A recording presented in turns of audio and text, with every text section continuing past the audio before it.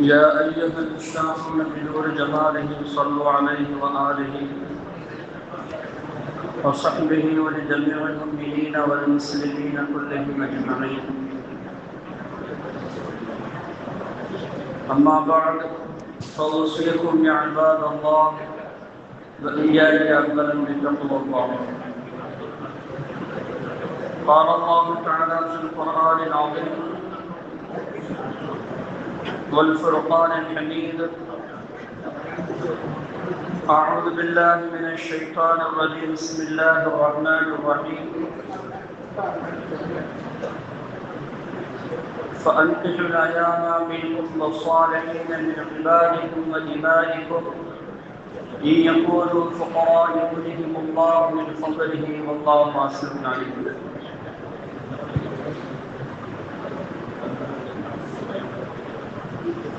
قالت عائشة رضي الله تعالى عنها: يا رسول الله كيف أحبك لي؟ قال: كعقدة الحبل.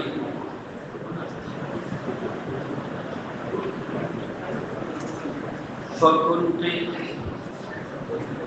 أقول: كيف العقدة يا رسول الله؟ فيقول: هي على حالها، أو كما قال عليه الصلاة والسلام. அளவற்ற அருளாளன் நிகரற்ற அன்புடையவருமாகிய அல்லாஹ்வின் திருநாமத்தால் ஆரம்பம் செய்கின்றோம். புகழ் அனைத்தும் அல்லாஹ் ஜல்ல ஷானஹு தஆலா அவனுக்கே உரித்தாகுக. ஸலாத்தும் ஸலாமும் நமது உயிரினும் மேலான உயிருக்குயிரான கண்மணி நூர் முஹம்மது ஸல்லல்லாஹு அலைஹி வஸல்லம் அவர்களின் மீதும் அவர்களுடைய குடும்பத்தார்கள் நல்லடியார்கள் அனைவரும் மீதும் இன்றும் உண்டாகுமாக. கண்ணியத்திற்குரியவர்களே, புனிதமான ஒரு மஜ்லிஸிற்கு நாம் வருகை தந்திருக்கிறோம். முதலில் இந்த மஜ்லிஸிற்கு வருகை தந்துள்ள இஸ்லாமியர்கள், ஜமாத்தார்கள்,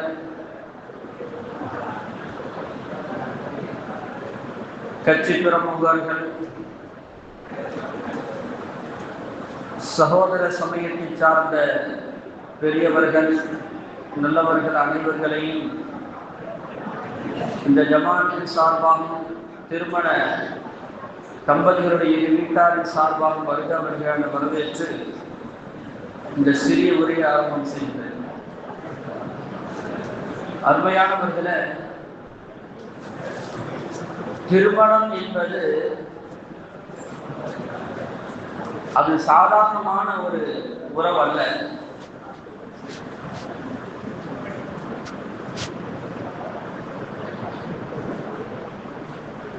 அது சொர்க்கம் வரை சேர்த்து வைக்கக்கூடிய ஒரு உறவு.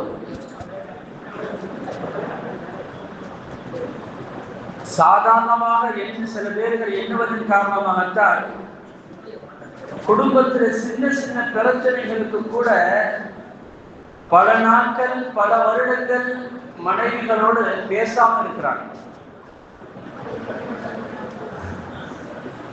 வருடக்கணக்கில் பேசாதவர்கள் தான் இருக்கிறாங்க. எனக்கு தெரிஞ்சு நான் நிறைய பேரை பார்த்திருக்கிறேன். இந்த ஊர்லயும் பார்த்திருக்கிறேன். நான் வேலை செய்ததற்கு முன்னால் வேலை செய்த சில ஊர்களையும் நான் பார்த்திருக்கிறேன். 25 வருஷம் 20 வருஷம் 5 வருடங்கள் ஒரே வீட்டில தான் சாப்பிடுவாங்க. ஒரே அவங்க தான் சமைச்சு கொடுப்பாங்க, சாப்பிடுவாங்க, எல்லாம் செய்வார்கள். ஆனால் பேச மாட்டோம், பேசிக்கிற மாட்டோம். எந்த உறவும் கிடையாது, பேச்சுவார்த்தையில் எதுவும் கிடையாது. இஸ்லாமியர்களே, நாம் புரிந்து கொள்ள வேண்டும், இந்த திருமண வாழ்க்கை என்பது ஏதோ இந்த உலகத்தோடு முடிந்து போவது கூடிய உறவு அல்லது. இந்த திருமண பந்தம் என்பது ஏதோ இந்த உலகத்தில் உருவாக்கப்பட்ட ஒரு பந்தமும் கிடையாது. திருமண பந்தம் என்று ஒரு பந்தம், ஒரு ஒப்பந்தம், அவ்வளவுதான். நம்மளுடைய அறிமுகத்திற்காக நம்ம ரெஜிஸ்டர் பண்ணி வச்சுக்கிறோம். இந்த பொண்ணை யாரு கட்டிக்கிறப்ப வேற யாரும் மாப்பிள்ளை பொண்ணு கேட்டுக்கூடாது, இந்த மாப்பிள்ளை வேற யாரும் மாப்பிள்ளை கேட்டுக்கிற கூடாதுங்கிறதுக்காக வேண்டி கவர்மெண்ட்டுடைய நடைமுறைக்காக வேண்டி நம்ம ரெஜிஸ்டர் பண்ணி வச்சுக்கிறோம், அவ்வளவுதான். ஆனால் ஷரியத்தின் பிரகாரம் அது ஒப்பந்தம், அவ்வளவுதான். அந்த ஒப்பந்தத்துடைய காலம் எவ்வளவு தெரியுமா? சொர்க்கம் வரை போய் சேர்க்கிறது அந்த ஒப்பந்தம். அப்ப சாதாரணமான உறவு அல்லது. நன்றாக விளங்கிக் கொள்ளுங்கள். நபிகள் நாயகம் ஸல்லல்லாஹு அலைஹி வஸல்லம் அற்புதமாக சொன்னார்கள். அடிக்கடி கேள்விப்பட்ட ஒரு விஷயம், நீங்கள் எவ்வளவு பெரிய ஆளாக இருந்தாலும் சரி, இந்த உலகத்தில் நீங்கள் எவ்வளவு பிரதமராக இருக்கலாம், அல்லது முதலமைச்சராக இருக்கலாம், ஊருடைய நாட்டாமையாக இருக்கலாம், ஊர்ல உங்களுடைய பேச்சை யார் வேண்டுமானாலும் கேட்கலாம், நீங்க மிகப்பெரிய தலைவராக இருக்கலாம், உங்களை தலையெழுத்திக்கு வச்சு கொண்டாடலாம். நீங்கள் நல்லவர்கள் அல்ல. ஊர் மக்கள் சொன்னால் நீங்கள் நல்லவர்கள் அல்ல. யாரு சொல்லணும் நல்லவர் என்று? உங்களுடைய மனைவி மக்கள் சொல்ல வேண்டும் நீ நல்லவன் என்று. பெருமானார் ஸல்லல்லாஹு அலைஹி வஸல்லம் அவர்களை விடவா ஒரு உயர்ந்த மனிதர் இந்த உலகத்தில் வாழ்ந்திருக்க முடியும்? சொல்லும் செயலும் சேர்ந்து வாழ்ந்த ஒரு மனிதர், மாமனிதர் முஹம்மது ரசூலுல்லாஹி ஸல்லல்லாஹு அலைஹி வஸல்லம் அவர்கள் தானே. அவர்கள் உலகமுச்சூடும் புகழ்ந்தார்கள், இன்றும் புகழப்பட்டுக் கொண்டுதான் இருக்கிறார்கள். ஆனால் அவர்கள் சொன்னார்கள், நீங்கள் உலகத்தில் யாரிட்டு வேண்டுமானால் நல்ல பெயர் எடுக்கலாம், உங்கள் மனைவிடத்தில் நல்ல பெயர் எடுத்தவன் தான் சிறந்தவன், நான் என் மனைவிடத்தில் சிறந்தவனாக இருக்கிறேன் என்று சொன்னார்கள் ஸல்லல்லாஹு அலைஹி வஸல்லம் அவர்கள். இது ஒன்னே போதும் நீ யார் என்று இந்த உலகத்தில் தெரிவதற்கு. உன் மனைவிடத்தில் நல்லவனாக இருந்தால் உலகத்தில் நீ நல்லவன், நீ சொர்க்கவாசி. நீ உன் மனைவிடத்தில் நல்லவன் இல்லை என்று சொன்னால் நீ சொர்க்கத்திற்கு போவதற்கு எந்த தகுதியும் இல்லை என்று அர்த்தம். அவ்வளவுதான்.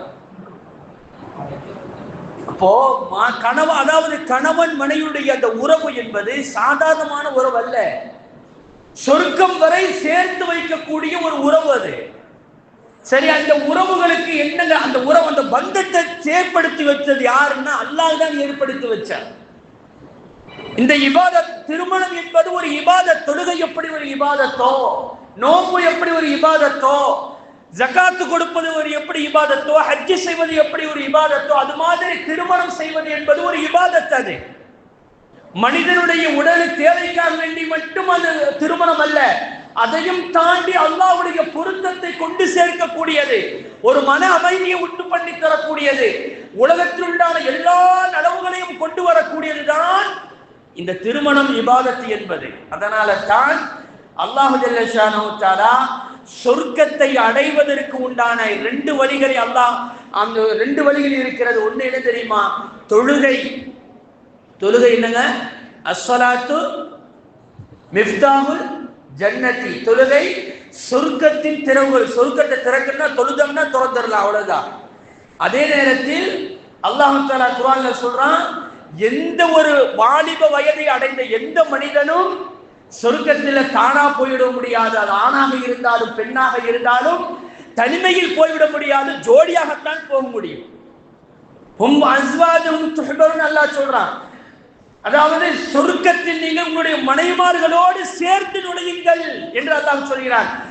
சில இடங்களில் அல்லாஹ் இப்படியே சொல்வான், சொர்க்கத்தில் அந்த ஜோடிகளோடு அவர்கள் நாற்காலியில் சிம்மாசனத்தில் அமர்ந்து சந்தோஷமாக இருப்பார்கள் என்று அல்லாஹ் தஆலா சொல்லித் தருகிறான். அப்ப சொர்க்கத்தில் நுழைவதற்கு 2 இபாதத் தான் முக்கியமான இபாதத். ஒன்று தொழுகை, இரண்டாவது திருமணம் பந்தம், திருமண உறவு. இந்த 2 உறவுகளும் யார் ஆரம்பித்தது என்று சொன்னால், யாரு கண்டுபிடித்தது என்று சொன்னால் அல்லாஹ் தான் கண்டுபிடித்து கொடுத்தார். வேற யாரும் மனிதன் கண்டுபிடித்தது அல்ல, நபிமார்கள் கண்டுபிடித்தது அல்ல. சொர்க்க தொழுகை மேராஜில் நபிகள் நாயகம் ஸல்லல்லாஹு அலைஹி வஸல்லம் அவர்களுக்கு அல்லாஹ் கற்றுக் கொடுத்தான். தொழுகை இப்படித்தான் தொழுக வேண்டும். தொழுகையை நீங்கள், அந்த வரலாறு நமக்கு நன்றாக தெரியும். அதே மாதிரி ஆதம் அலைஹிஸ்ஸலாம் அவர்கள் சொர்க்கத்தில் எல்லா இன்பத்தையும் அடைந்து கொண்டார்கள், அனுபவித்தார்கள். ஆனாலும் மனசுல ஏதோ ஒரு ஏக்கம் இருந்து, அல்லாஹ்வுக்கு தெரியுமா இல்லையா மனிதனுடைய ஏக்கம் எப்படி இருக்கும் என்று. சொர்க்கத்தில் இல்லாத இன்பமா உலகத்துல? ஆனா சொர்க்கத்தில் இல்லாத இன்பம் வேற எங்கே இருக்க முடியும்? சொர்க்கத்தில் எல்லா இன்பங்களும் இருந்தது, எல்லாத்தையும் அனுபவித்தார்கள் ஆதம் அலைஹிஸ்ஸலாம். ஆனால் மனதுக்குள்ள ஏதோ ஒரு ஏக்கம் இருந்து கொண்டே இருந்துச்சு. ஒரு நாள் தூங்கிக் கொண்டு இருக்கும் போது அவருடைய விழா எலும்பிலிருந்து அன்னை ஹவ்வா அலைஹிஸ்ஸலாம் அவர்களை படைத்தார்கள். அல்லாஹ் படைத்தான். தூங்கி எந்திரிச்சதுமே ஆதம் அலைஹிஸ்ஸலாம் பிடிக்க போனாங்க. ஆனா அதுவரையும் பெண்ணுண்டா என்னிட தெரியாது, பெண்ணுண்டா என்னன்னு தெரியாது. பெண்ணை பற்றி அவர்கள் கேள்விப்பட்டதும் இல்லை, பார்த்ததும் இல்லை, அதை அனுபவித்ததும் இல்லை. அது எப்படி இருக்கும் எதுவுமே, அதனுடைய கல்வி ஞானம் எதுவுமே தெரியாது ஆதம் அலைஹிஸ்ஸலாம் அவர்களுக்கு. ஆனால் முடிச்சு பார்த்ததோட பிடிக்க போனாங்க. அல்லாஹு தஆலா ஆதமே இருங்க, கொஞ்சம் பொறுமையா இருங்கன்னு சொல்லிட்டு அல்லாஹ் அங்கே அந்த இடத்துல அல்லாஹு தஆலா திருமண பந்தத்தை ஏற்படுத்தி கொடுத்து அங்கே நிக்காஹ் செய்து வைத்து அங்கே என்ன செஞ்சான், அல்லாஹு தஆலா கணவன் மனைவியாக ஏற்படுத்தி வைத்தான் என்று குர்ஆன் சொல்லி தருகிறது, ஹதீஸ் சொல்லி தருகிறது. இந்த ரெண்டு அமல்களும் தான் சொர்க்கம் செல்வதற்கு ஒரு மிக முக்கியமான அமல். இந்த அமலை ரெண்டையுமே நம்ம அல்லாஹுக்கு பொருத்தமானதாக செய்ய வேண்டும்.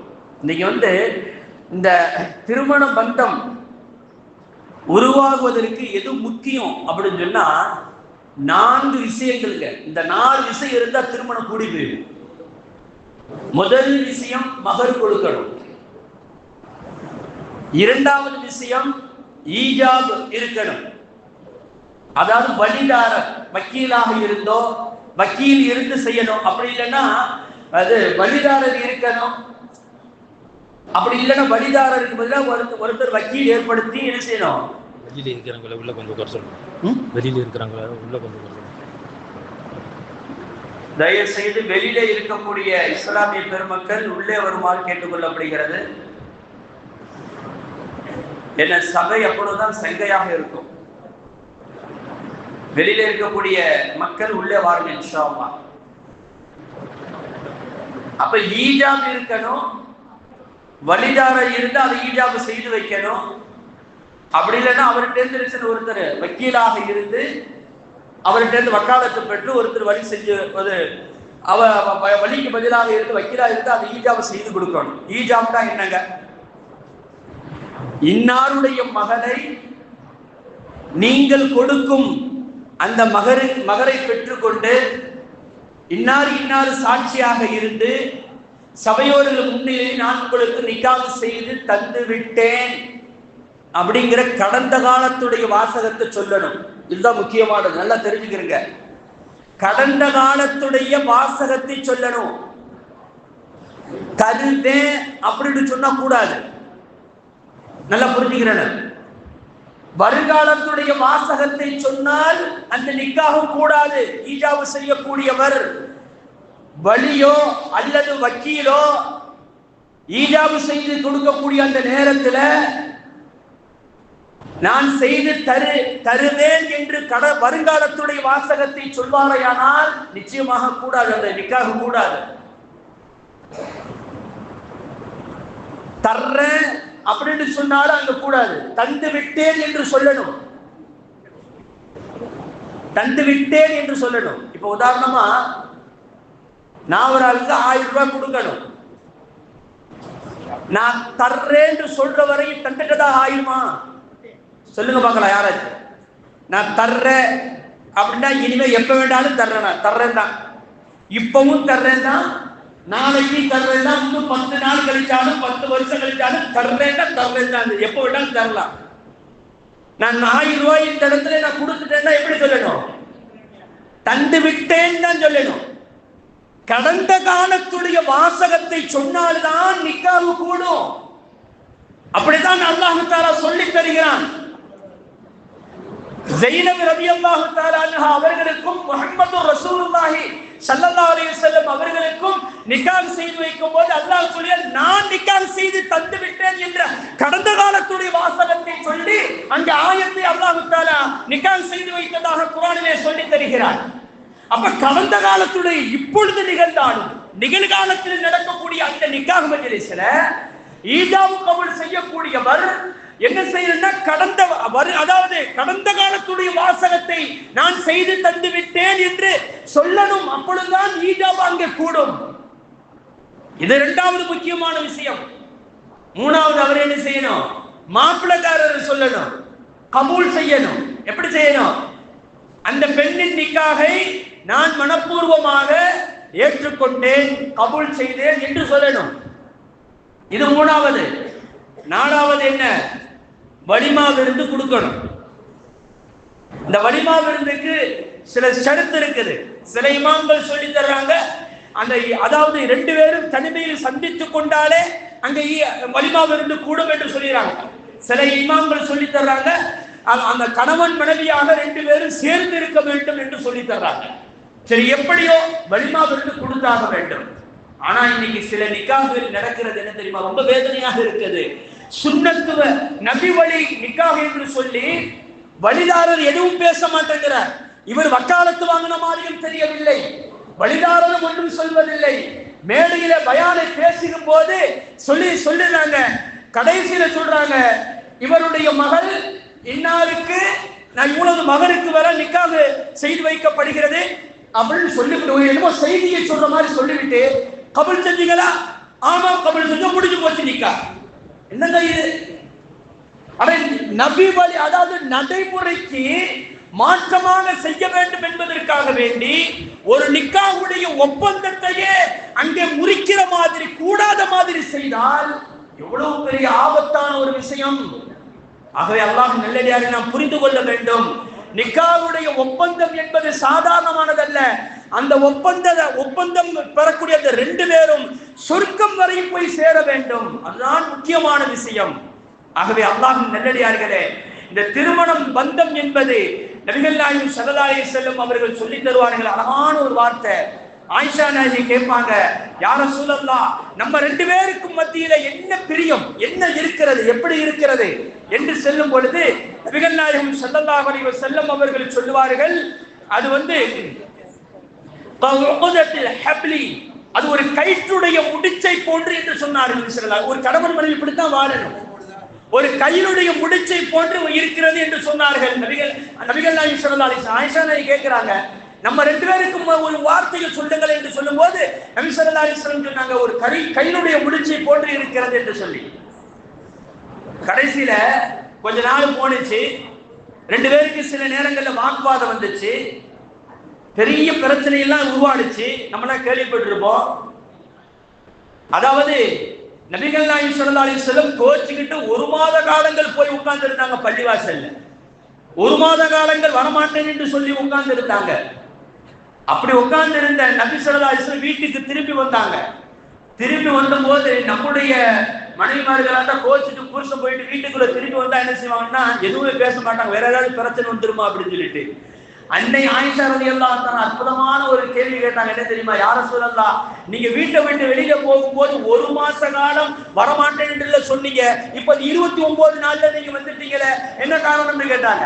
ஏன்னா 1 நாள் தான் பாக்கி இருக்குது, நீங்க 29 நாள்ல வந்தீங்கன்னு. அப்பதான் நபி ஸல்லல்லாஹு அலைஹி வஸல்லம் சொன்னார்கள், 1 மாதம் என்பது அரபியுடைய கணக்கு பிரகாரம், பிறையுடைய கணக்கு பிரகாரம் 1 மாதம் என்பது 29 நாள்லையும் முடியும் அல்லது 39லையும் முடியும், 28லையும் முடியாது, 31லையும் முடியாது, 29ல முடியும் அல்லது 30ல முடியும் என்ற அந்த அறிவையை, அந்த கல்வியையே யார் கொண்டு வந்தது? யாரால வந்தது? அன்னை ஆயிஷா ரலியல்லாஹு தஆலா அன்ஹா அவர்கள் மூலமாக வந்தது. அதனால தான் ஆயிஷா ரலியல்லாஹு அதாவது அம்ரு இப்னு ஆஸ் ரலியல்லாஹு தஆலா கேக்குறாங்க, யா ரசூலல்லாஹ், உலகத்திலேயே உங்களுக்கு பிடித்தமான மனிதர் யார் என்று கேட்கும்போது நம்மள தான் சொல்லுவாங்கன்னு நினைச்சிட்டு அவங்க கேட்டாங்க. நபி ஸல்லல்லாஹு அலைஹி வஸல்லம் ஆயிஷான்னு சொன்னாங்க. ஏன் ஆயிஷாவை கேட்டு சொன்னார்கள்?